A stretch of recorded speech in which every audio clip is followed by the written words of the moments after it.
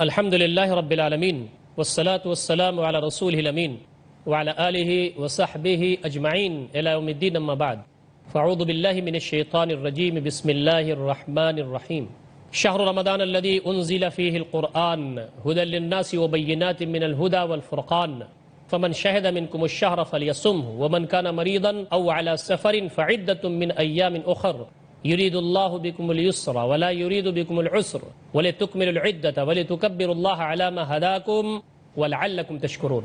محترم ناظرین کرام، قابل احترام بزرگوں، نوجوان بھائیوں، ماں اور بہنوں، السلام علیکم ورحمۃ اللہ وبرکاتہ. مخصوص پروگرام رمضان اور قرآن میں آپ کا استقبال ہے. انشاءاللہ آج کے اس پروگرام میں ہم قرآن مجید پر گفتگو کریں گے. بڑی کم توجہ ہماری قرآن مجید کی طرف ہوتی ہے. ہم سحری میں، افطاری میں، صبح شام کی مصروفیات میں سرگرداں رہتے ہیں. رہنا چاہیے.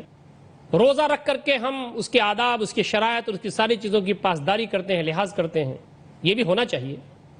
لیکن نبی اکرم صلی اللہ علیہ وسلم نے جو تعلیمات دی ہیں اور قرآن مجید نے جو ہم کو رہنمائی کی ہے وہ یہ کہ اصل چیز قرآن مجید.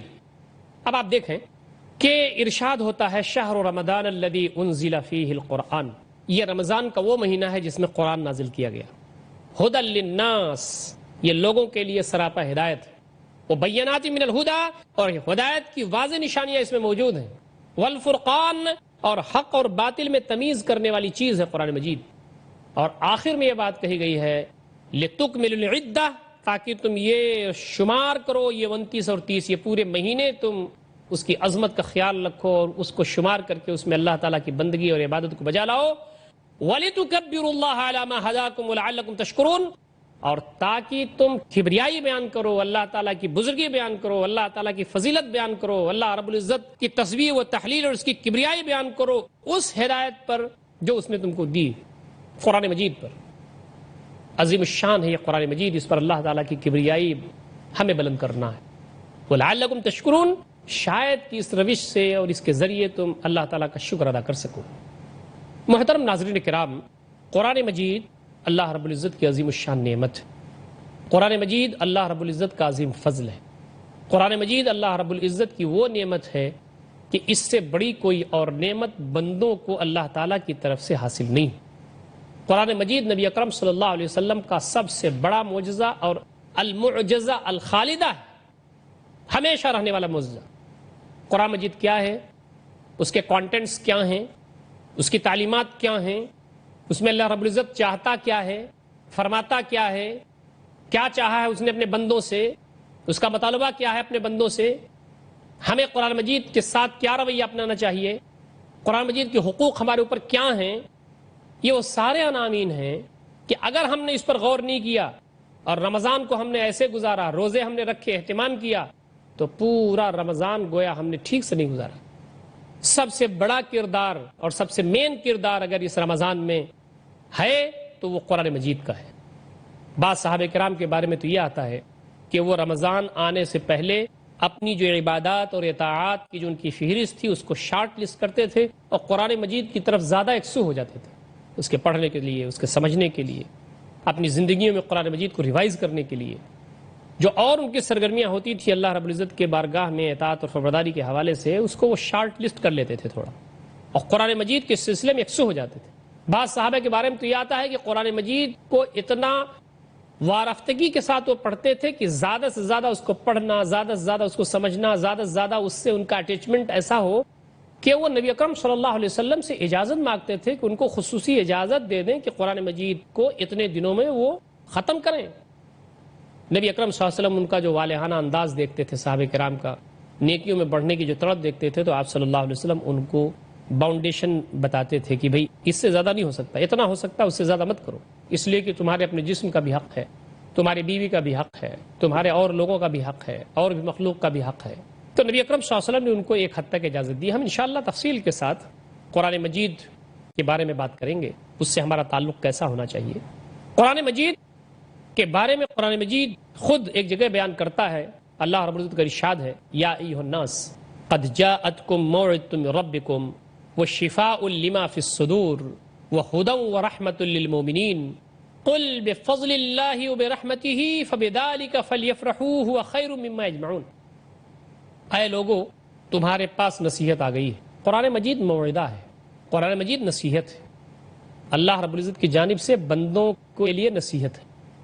نصیحت کا مطلب یہ ہے، یہ غلط چیز ہے، یہ نامناسب چیز ہے، یہ ناموضوع چیز ہے تمہارے لیے مناسب چیز یہ ہے کہ اللہ کی اطاعت، اس کی بندگی، اس کے راستے میں تذلل، اس کے راستے میں بچھنا، اس کو تذکیر کیا جائے، اس کو یاد دہانی کی جائے، اچھے انداز میں بتایا جائے، دلوں میں گھر کرنے والا اسلوب اختیار کیا جائے، یہ پورا موجود ہے قرآن مجید میں۔ اے لوگو، تمہارے پاس تمہارے رب کی جانب سے نصیحت آ گئی ہے، موعظت آ گئی ہے۔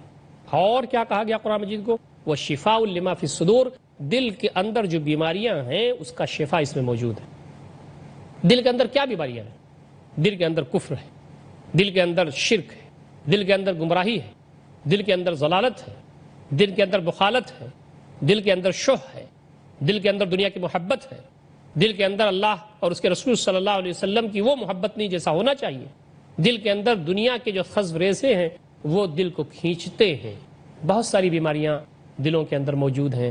کہا کہ یہ دلوں کے اندر جو بیماریاں ہیں اس کی یہ شفا ہے، وہ شفاء لما فی الصدور، دل کے اندر جو بیماریاں ہیں اس کی شفا ہے قرآن مجید۔ وہ ہدا، اور یہ ہدایت ہے سراپا، وہ رحمت للمومنین، اور مومنوں کے لیے سراپا رحمت، مومنوں کے لیے سراپا رحمت۔ نبی اکرم صلی اللہ علیہ وسلم سراپا رحمت، نبی اس دنیا میں اللہ تعالیٰ کی طرف سے رحمت کا مظہر ہوتا ہے۔ نبی اکرم صلی اللہ علیہ وسلم پوری کائنات کے لیے رحمت، وما ارسلناک الا رحمۃ للعالمین، اے نبی اکرم صلی اللہ علیہ وسلم، ہم نے آپ کو سارے جہان کے لیے رحمت بنا کر کے بھیجا ہے۔ جو قرآن مجید آپ پر نازل ہوا وہ بھی ساری کائنات کے لیے، سارے انسانوں، سارے جنوں کے لیے، تو فرمایا کہ یہ بھی رحمت ہے، ورحمۃ للمؤمنین، اور یہ مومنوں کے لیے رحمت ہے۔ ہدایت ساری انسانیت کے لیے، رحمت ساری انسانیت کے لیے، لیکن جو مومنین اس کو قبول کر لیتے ہیں، آگے بڑھتے ہیں، ان کے لیے اللہ رب العزت کی طرف سے یہ قرآن مجید رحمت خاص ہے۔ قل بفضل اللہ وبرحمتہ، کہو اللہ کے فضل اور اس کی رحمت کی بنیاد پر یہ چیزیں تم کو مل رہی ہیں، فبذلک فلیفرحوا، تو اس پر یہ خوش ہو جائیں۔ مومنین کو کہا گیا ہے کہ قرآن مجید جو تم کو ملا ہے اس پر خوشی کا اظہار کرو۔ قرآن مجید آدمی پڑھتا ہے اس کو سکینت نازل ہوتی ہے۔ جس مجلس میں قرآن مجید پڑھا جائے، اس کو سمجھا جائے، اس پر مذاکرہ ہو، تو بعض روایتوں میں آتا ہے کہ ایسی مجلس کو فرشتے ڈھانک لیتے ہیں۔ رحمت اور سکونت اور اطمینان کے لیے اللہ رب العزت کی طرف سے فیضان خاص ہوتا ہے اس مجلس میں۔ سورہ بقرہ کی فضیلت بہت ہے، سورہ آل عمران کی فضیلت بہت ہے، سورہ الفاتحہ کی فضیلت بہت، سورہ الکہف کی فضیلت ہے۔ سورتوں کے بارے میں الگ الگ فضیلتیں بھی بیان ہوئی ہیں جو صحیح احادیث سے ثابت ہیں۔ کیوں؟ اس میں جو بیان ہے، اس میں جو انداز ہے، اس میں جو باتیں کی گئی ہیں، اس کی تاثیر ہے۔ یہ اللہ رب العزت کا کلام ہے، اللہ رب العزت کی بات ہے، یہ اس کے ایک ایک حرف میں تاثیر ہے، اس کے ایک ایک جملے میں تاثیر ہے، اس کے کانٹینٹس میں تاثیر ہے، اس کے الفاظ میں نغمگی ہے، اس کا جو اسلوب ہے غیر معمولی ہے۔ قرآن مجید کا جو اعجاز ہے وہ علمی بھی ہے، لفظی بھی ہے، معنوی بھی ہے، فنی بھی ہے، بلاغت کی انتہا ہے قرآن مجید میں۔ کیا کیا اینگل ہے جس پر گفتگو کی جائے، نبی اکرم صلی اللہ علیہ وسلم نے اس کی تفصیلات بیان کی ہیں، اور ہمارے اسلاف نے محنت کر کے، مشقت کر کے، کتاب و سنت کی روشنی میں قرآن مجید کے جو لال و گوہر ہیں وہ بیان کیے ہیں، اور اس کی تفصیلات ہمارے سامنے آئی ہیں۔ اللہ رب العزت کا ارشاد ہے، فرماتے ہیں لو انزلنا هذا القرآن على جبل لرأيته خاشعا متصدعا من خشية الله وتلك الامثال نضربها للناس لعلهم يتفكرون۔ اگر ہم اس قرآن کو کسی پہاڑ پر نازل کر دیتے تو تم دیکھتے کہ یہ اللہ تعالیٰ کی خشیت سے یہ پہاڑ ریزہ ریزہ ہو گیا ہے۔ ایسی بات اس قرآن مجید میں بیان کی گئی ہے کہ اگر بندہ آمادگی کے ساتھ اس کو پڑھے تو اس کا دل ہلنے لگتا ہے۔ اللہ رب العزت کی خشیت اس کے بندے کے دل میں طاری ہو جاتی ہے، خوف طاری ہو جاتا ہے۔ قرآن مجید میں دوسری جگہ ارشاد ہے کہ جب اس کی تلاوت مومنین کرتے ہیں تو تقشعر منہ جلود، یہ جو چمڑا ہے، یہ جو کھال ہے، اس کے جو روگٹے ہیں وہ کھڑے ہو جاتے ہیں۔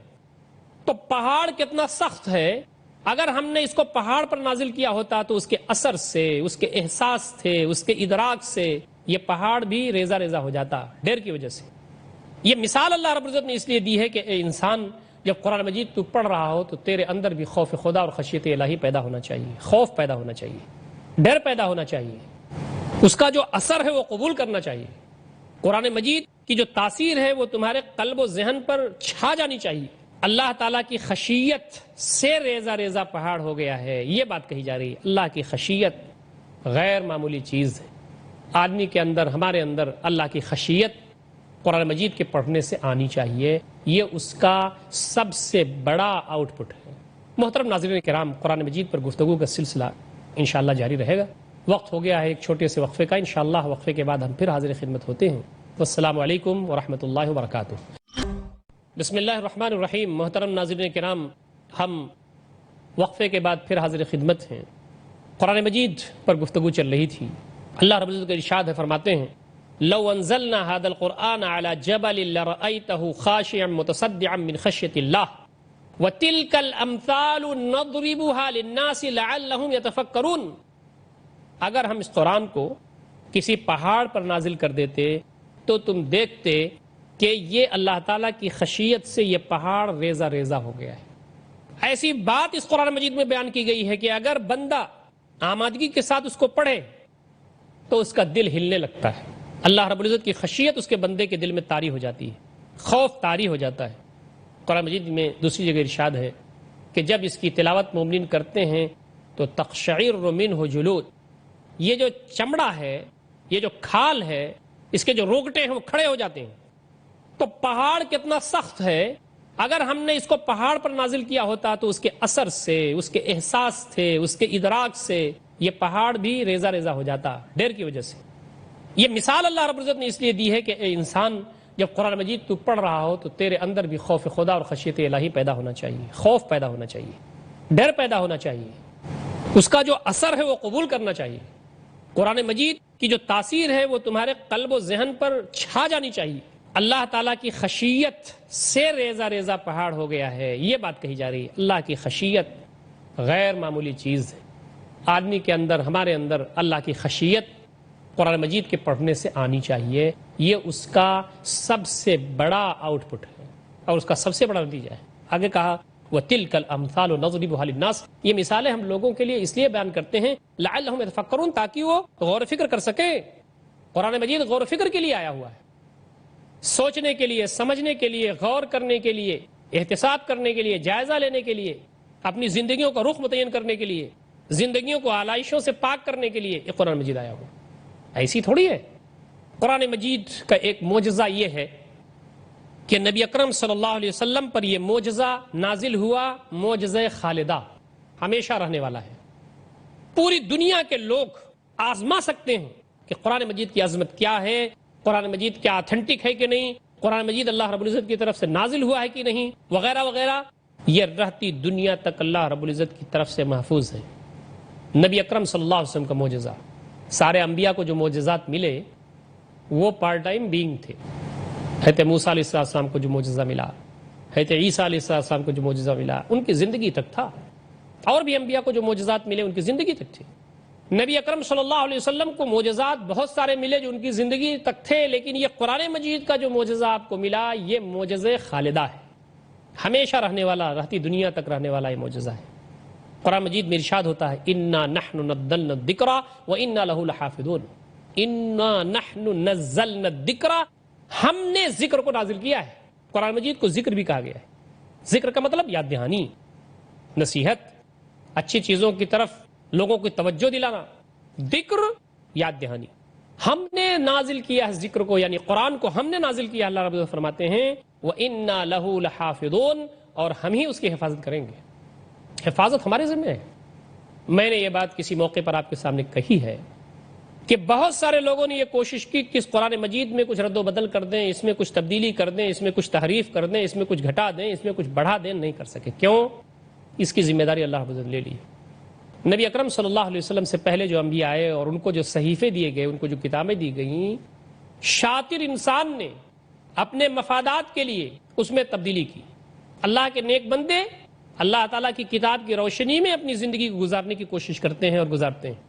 جو نالائق بندے ہیں اللہ رب العزت کے، وہ کتاب الہی کو اپنی مرضی کے مطابق چلانے لگتے ہیں۔ کتاب الہی کے مطابق چلنے کے بجائے کتاب الہی کو اپنے مطابق چلانے لگتے ہیں۔ یہ ہر نبی کی قوم میں ہوا، ایسے لوگ موجود تھے۔ نبی جب تک موجود تھے تب تک یہ ہمت نہیں ہوئی کہ جو کتاب اللہ تعالیٰ کی طرف سے نازل ہوئی ہے اس کتاب میں کوئی تبدیلی کر دے، تحریف کر دے۔ نبی موجود تھا، لیکن نبی کے جانے کے بعد تحریفات کا سلسلہ شروع ہو گیا۔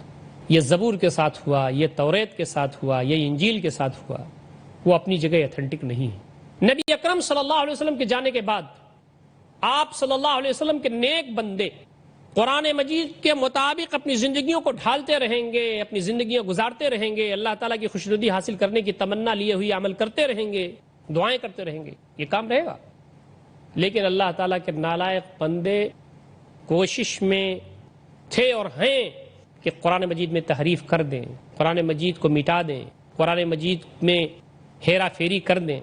لیکن اللہ رب العزت نے یہ طے فرما دیا تھا کہ چونکہ اب آپ صلی اللہ علیہ وسلم کے بعد کوئی نبی آنے والا نہیں ہے، لہذا آپ صلی اللہ علیہ وسلم پر جو کتاب ہے وہ محفوظ رہے، تاکہ وہ آئینہ رہے ہر شخص کے لیے، چاہے وہ مسلمان ہو، چاہے وہ مومن ہو، چاہے وہ عالم ہو، چاہے وہ کتنا بڑا ہو، چاہے وہ کتنا چھوٹا ہو۔ یہ قرآن مجید، اس میں کوئی تبدیلی نہیں۔ اور نبی اکرم صلی اللہ علیہ وسلم نے اپنی زندگی کے اختتام پر فرمایا تھا اپنے آخری ایام میں، ترکت فیکم امرین لن تضلوا ما تمسکتم بہما کتاب اللہ و سنتی۔ میں اس دنیا سے جا رہا ہوں لیکن تمہارے درمیان دو چیزیں چھوڑ کر کے جا رہا ہوں، اگر ان کو مضبوطی سے پکڑے رہو گے تو کبھی بھٹک نہیں سکتے ہو۔ ایک یہ قرآن مجید ہے اور دوسری میری زندگی ہے جو قرآن مجید کی تشریح و تعبیر ہے۔ یہاں ایک نقطہ ہے چھوٹا سا، محترم ناظرین تھوڑی توجہ کی ضرورت ہے۔ نبی صلی اللہ علیہ وسلم نے فرمایا لن تضلوا، ہرگز ہرگز نہیں بھٹک سکتے، کبھی نہیں بھٹک سکتے، اگر مضبوطی کے ساتھ اس کو پکڑے رہو گے۔ تو اس کا مطلب کیا ہوا؟ اگر مضبوطی کے ساتھ ہم نے نہیں پکڑا تو لازماً بھٹک جائیں گے، مضبوطی کے ساتھ پکڑے رہیں گے تو کبھی نہیں بھٹکیں گے، اور اگر مضبوطی کے ساتھ نہیں پکڑیں گے تو بھٹک جائیں گے۔ یہ بات نکلتی ہے اسی حدیث سے۔ آج قرآن مجید کو ہم نے کتنا مضبوطی سے پکڑا ہے، میں نے کتنی مضبوطی سے پکڑا ہے، میرے گھر والوں نے کتنی مضبوطی سے پکڑا ہے، عام مسلمانوں نے کتنی مضبوطی سے پکڑا ہے، امت اور ملت نے کتنی مضبوطی سے پکڑا ہے۔ یہ غور و فکر کی ضرورت ہے، دیکھنے کی ضرورت ہے۔ تو اللہ رب العزت نے اس قرآن مجید جو اس رمضان المبارک میں اترا، بابرکت رات میں نزول جس کا شروع ہوا لیلۃ القدر میں، قرآن مجید کی عظمت کا کیا کہنا۔ یہ قرآن مجید رہتی دنیا تک اللہ رب العزت کی طرف سے محفوظ ہے۔ یہ اللہ کا کرم ہے، اس کا فیض ہے، اس کا انعام ہے، اس کا احسان ہے۔ لیکن لوگ کوشش میں ہیں کہ تحریف کر دیں، لوگ کوشش میں ہیں کہ اس میں رد و بدل کر دیں۔ غیروں کی کوششیں ہیں ہی، اپنوں کی کوششیں بھی رہیں۔ کوشش اس بات کی بھی کی گئی کہ قرآن مجید کی آیات کی تعویلات کہیں سے کہیں پہنچا دی جائے۔ کوشش اس بات کی گئی کہ وہ مفادات قرآن مجید کی آیات سے کہیں نہ کہیں سے نکال لیے جائیں، وہ مفادات حاصل کر لیے جائیں جو ہم چاہتے ہیں۔ لیکن امت کے علماء حق ہیں، ہمیشہ انہوں نے اس کا دفاع کیا اور قرآن مجید کی تعبیر اور قرآن مجید کی تشریح، قرآن مجید کی آیات کی روشنی میں، احادیث صحیحہ کی روشنی میں بیان کر کے بتا دیا کہ صحیح بات یہ ہے اور صحیح بات یہ رہے گی۔ عالمی سطح پر بھی لوگوں نے یہ سمجھ لیا کہ ہمارے مفادات، ہمارے اہداف، ہمارے عزائم اس وقت تک پورا نہیں ہو سکتے جب تک کہ اللہ رب العزت کی آخری کتاب اپنی اصلی شکل میں اس دھرتی پر موجود رہے گی۔ یہ یہود، یہ نصارہ، انہوں نے کوششیں کی، نبی صلی اللہ علیہ وسلم کی پیریڈ میں بھی کی، اور اب بھی ان کی کوششیں جاری ہیں کہ قرآن مجید کے اندر شکوک و شبہات ڈال دیں، قرآن مجید کے اندر خلل ڈال دیں۔ یہ چیز مدتوں سے چل رہی۔ امریکہ نے خود، آپ کو معلوم ہے، اور اس کے حواریوں نے اس بات کی کوشش کی کہ قرآن مجید کو ایسا اسمبل کر کے پیش کیا جائے کہ وہ سب کے لیے قابل عمل ہو جائے اور ہم لوگوں کو بھی وہ تکلیف نہ ہو جو قرآن مجید سے تکلیف ہوتی ہے۔ محترم ناظرین کرام، قرآن مجید نے اہل کتاب کا کچا اور چٹھا واضح کر دیا ہے، بتا دیا ہے۔ یہودیوں تم نے حضرت موسیٰ کے ساتھ کیا کیا علیہ السلام؟ ایمان لانے کے بعد تم نے بے وفائی بدہدی کیسے کی؟ تمہارا کردار کیا ہونا چاہیے تھا؟ تم کہاں کھڑے نظر آئے؟ امت مسلمہ کو قرآن مجید دیتے وقت اللہ رب العزت نے جو آپ سے پہلے یعنی اس نبی اکرم صلی اللہ علیہ وسلم سے پہلے جو امت گزری، جو لوگ گزرے اور جن کو یہ منصب امامت دی گئی تھی کہ وہ اب نیک رہنے اور نیکی کو پھیلانے کی ذمہ دار ہیں، ان کی تصویر کھینچ دی گئی کہ دیکھو اے مسلمانوں، اے مومنوں، نبی اکرم صلی اللہ علیہ وسلم کے امتیوں، یہی ذمہ داری ان کو دی گئی تھی، لیکن انہوں نے اس کا خیال نہیں کیا، اس لیے ان کو اس ذمہ داری سے اب ہٹا دیا جا رہا ہے۔ تم اس ذمہ داری پر آ رہے ہو، تمہارے اندر بھی نہ وہ کمیاں پیدا ہو جائیں جو ان کے اندر کمیاں پیدا ہوئی تھیں۔ تو قرآن مجید نے ان کی کمیاں بیان کی۔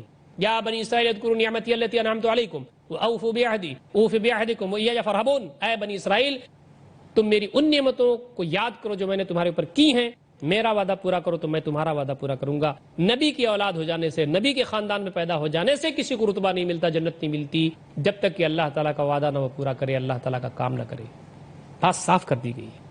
حضرت ابراہیم علیہ السلام سے جب اللہ رب العزت خوش ہوئے اور اللہ تعالیٰ نے کہا کہ یہ امامت آپ کو مل رہی ہے، اب آپ لوگوں کو راستہ دکھائیں گے، دنیا کے امام بنا دیے گئے آپ، تو آپ نے کہا تھا وہ من ذریتی، میری اولاد کو کیا رتبہ ملے گا؟ میری اولاد کو بھی رتبہ ملے گا؟ اللہ رب العزت نے صاف فرما دیا تھا، قال لا ینال عہد الظالمین، یہ میرا وعدہ جو تمہارے ساتھ ہے ظالمین کے ساتھ یہ وعدہ نہیں رہے گا، میرا وعدہ جو تمہارے ساتھ ہے ظالمین کے ساتھ یہ وعدہ نہیں ہوگا۔ تو ہم نے یہ دیکھا کہ یہ جو قرآن مجید کے ساتھ جو رویہ رہا ہم مسلمانوں کا وہ بھی قابل توجہ ہے، اور جو غیروں کا ہے وہ بھی قابل توجہ ہے۔ قرآن مجید نے یہودیوں اور عیسائیوں کے کچے اور چٹھے کو بیان کر دیا ہے تاکہ ہمارے لیے عبرت رہے۔ اب اس پر وہ ناراض ہو گئے، اب ان کی کوشش یہ ہے کہ اس میں تحریف کر لیں، اس میں بدل دیں۔ محترم ناظرین کرام، انشاءاللہ ہم قرآن مجید پر یہ سلسلہ اگلے پروگراموں میں جاری رکھیں گے۔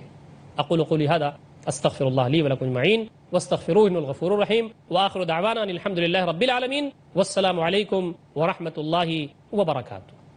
Romance of the Quran, it is Ramadan.